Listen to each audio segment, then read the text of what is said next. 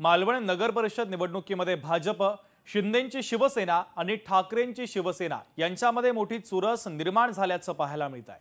दरम्यान भाजप नगराध्यक्षपदाच्या उमेदवार शिल्पा खोत यांनी खोटं जात प्रमाणपत्र सादर केल्याचा आरोप करण्यात आला।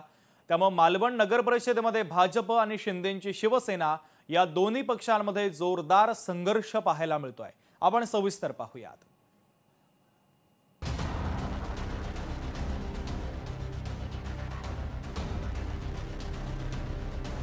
मालवणमध्ये भाजप आणि शिंदेंच्या शिवसेनेचा संघर्ष वाढला।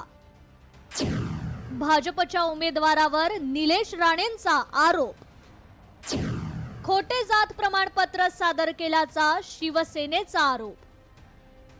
मालवणमध्ये सध्या राजकीय वातावरण तापलं असून आरोप प्रत्यारोपांची मालिका सुरू झाली आहे आणि याचं कारण म्हणजेच शिंदेंच्या शिवसेनेचे आमदार निलेश राणेंनी भाजपच्या नगराध्यक्षपदाच्या उमेदवारावर केलेले आरोप। मालवण नगर परिषदेच्या भाजप नगराध्यक्षपदाच्या उमेदवार शिल्पा खोत यांचं जात प्रमाणपत्र खोटं असल्याचा आरोप एका पत्रकार परिषदेतून करण्यात आलाय। तर यामध्ये शिल्पा खोत यांना भाजपच्या कोणत्याही नेत्यानं मदत केलेली नसून जे काही केलंय ते शिल्पा खोत आणि तिच्या नवऱ्यानं केलंय आणि खोटेपणा करत त्यांनी ही उमेदवारी मिळवली असा गंभीर आरोप निलेश राणेंनी केलाय। खोटं करून तुम्ही उमेदवारी मिळवलीत, आता तुम्ही जनतेची मतं मिळवायला जे जाताय हे जनतेला कळावं की किती खोटारडेपणा हा चाललाय। आणि जसं मी सांगितलं, यामध्ये कुठलाही भारतीय जनता पक्षाचा नेता नाही, त्यांचा कुठला रोल नाही, पालकमंत्र्यांचा रोल नाही, कुठल्याही पदाधिकाऱ्यांचा रोल नाही। हे जे उमेदवार आहेत ते आणि त्यांचे मिस्टर जे आहेत यतीन खोत यांनी केलेला हा सगळा कर्मकांड आहे। दरम्यान शिल्पा खोत यांनी हे आरोप फेटाळलेत। हे राजकारण असून आरोप प्रत्यारोप होत राहणार आहेत। मी समाजकार्य करते, ते काही लोकांना रुचत नाही। माझ्यावर आरोप करणं हे एका जबाबदार लोकप्रतिनिधीला किती योग्य आहे? माझा विजय नक्की आहे म्हणून काही लोकांच्या पायाखालची वाळू सरकली आहे असा पलटवार शिल्पा खोत यांनी केलाय।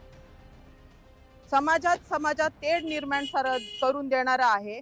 जेव्हा माझे समाज बांधव आहेत, माझा समाज आहे पाठीशी आणि मालवणवासी आहेत। आज जी जवळपास दिसत आहे ती कदाचित त्यांच्या पायाखालची वाळू सरकली असेल। मी कुणावर काही आरोप करणार नाही। मी फक्त आणि फक्त विकासावर बोलणार आहे आणि जनतेच्या कल्याणासाठी बोलणार आहे। आधीच कोकणात महायुतीत अलबेल नसल्याचं चित्र आहे। त्यातच मित्रपक्षात होणाऱ्या या कलगीतुऱ्यामुळे नगर परिषद आणि नगरपंचायतीप्रमाणे पुढील निवडणुकीत देखील असंच चित्र पाहायला मिळणार का असा सवाल आता उपस्थित होऊ लागलाय। रोहन नाईक, लोकशाही मराठी, सिंधुदुर्ग। लोकशाही मराठी ऐका, पहा, जागरूक रहा।